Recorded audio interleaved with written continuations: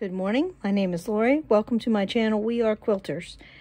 Today we are doing the last type of applique out of the 17 types of applique that I've talked about in this series. I am using these two resource books, the complete book of patchwork quilting and applique, and the Reader's Digest patchwork quilting and applique book. This book seems to be readily available in thrift stores and other places. So let's talk about the examples they have in the book and some things they have to say. This book has a more complete technique, but it doesn't have as good of a project. Let me turn to the right page. It only has one page. So it says that you need a pale sheer fabric such as voile, organdy, organza, fine batiste, or chiffon. So today I'm going to use a piece of organza that I happen to have around that is a nice, pale, soft pink. There it is. This book recommends using a glue stick as part of the technique and basting, lots of basting. It also shows that once you make your layers, that you sew around the outside and add details only on the inside. That's one of the differences between the two books. Their example project is a little flower block. That's it. It's the only project they show.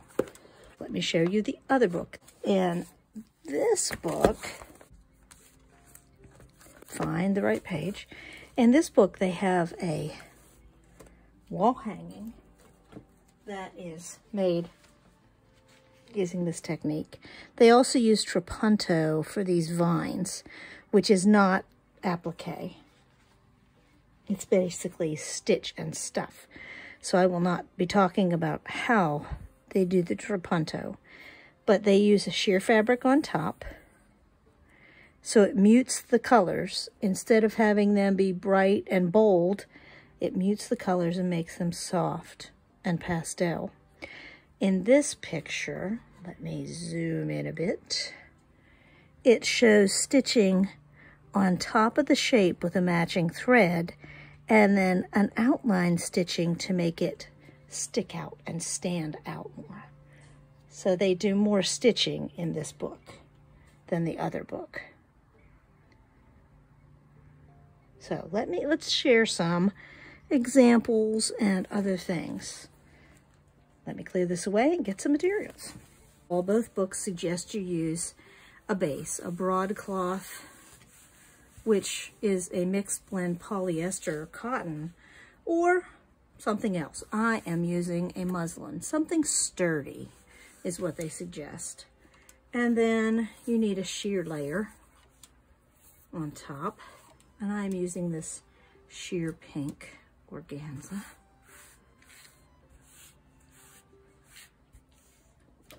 Looks like a leftover from a prom dress or something.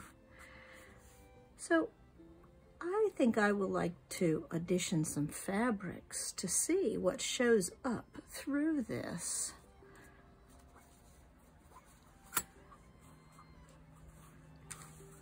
That's a nice green. That shows up. That would work. Ooh, look at this. Purple and orange batik. Well, that really brings out the orange. Kind of hides the purple. But that would work.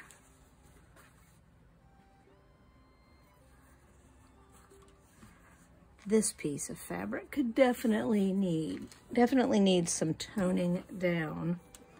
But when I put the sheer over top of it, look what happens. The white pops out, so that flower would work. But the gray of the petals almost disappears. Now, if it were trimmed out, I suppose it would work. But not the effect I thought I would get. This is already kind of pastel. but as flowers, so we could do kind of a broderie purse approach and cut out the already made shape. That would work. The nice purple flower would work.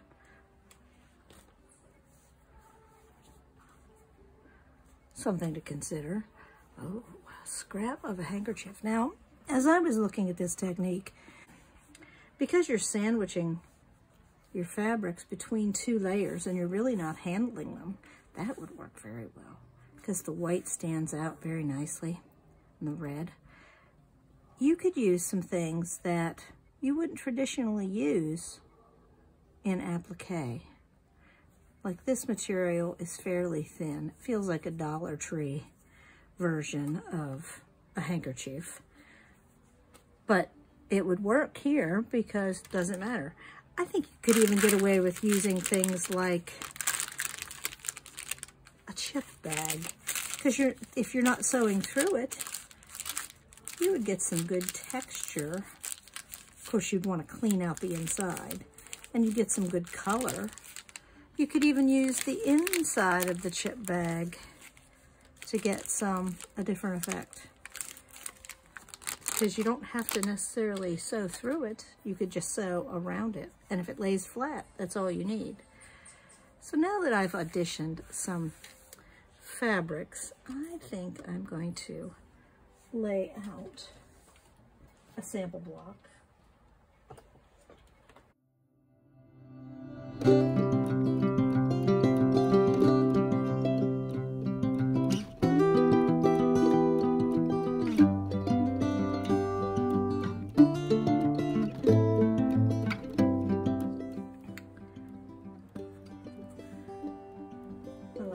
Green looked.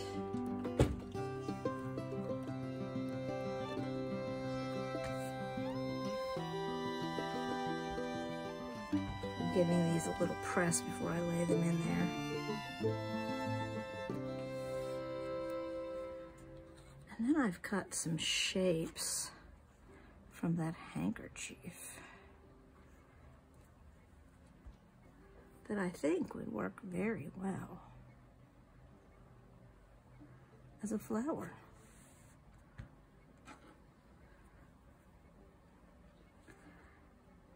I'm not sure how I feel about that glue stick method that they use. I'm not a big fan of glue sticks, but sometimes they do come in handy.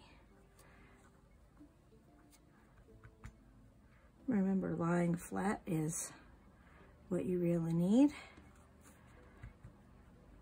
And it said in both books that you want to avoid things like this, where it is frayed. You want to make sure you get all of those out of there and off of there, because you don't want those stuck between those little frayed pieces of thread stuck in your nice work. So you don't want to handle the pieces too much. Okay, here we go. Let's cover it up. That looks like it will work fantastically. Now, both books recommend that you applique, big old rough stitches through all your pieces so they don't shift as you are working on them. And then the Reader's Digest book suggests you base the whole way around, and that might shift as you work. And then as you are working on it, you're going to sew through the pieces that need sewn through and around. I think I would do the double technique where I sew through the pieces and then sew out around. Now, if you're sewing through the pieces, you want a color that matches your pieces. And then when you sew out around, you can use whatever color you'd like to highlight. One book used black, the other book used a matching color to this. So I would probably use a light pink on this one. But you can see how that would be a cute little flower block. And that is basically all there is to Shadow Appliqué. It's sort of like a can be like a rotary purse deal where you're cutting out the shape, except you are leaving no seam allowance, and you don't have to worry about it being something flimsier because you are going to sew through many layers, sort of quilt as you go. But I didn't see batting in either one of those examples. I'm sure you could add another layer and add batting to it. But cute, muted, toned down work. So if you give this a try, send me pictures. I'd love to know what you are up to. Thank you for watching, and I will see you next Monday for our new series, Embellishments.